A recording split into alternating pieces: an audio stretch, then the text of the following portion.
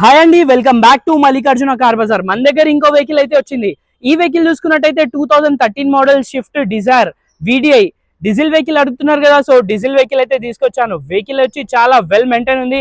Vehicle కి చిన్న చిన్న స్క్రాచెస్ మాత్రమే ఉన్నాయి. యాక్సిడెంట్ ఫ్లడెడ్ అయితే లేదు.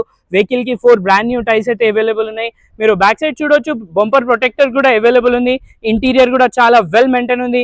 ఇంటీరియర్ చూసుకున్నట్టయితే మనకి లెదర్ సీట్స్ తో పాటు అవైలబుల్ ఉంది.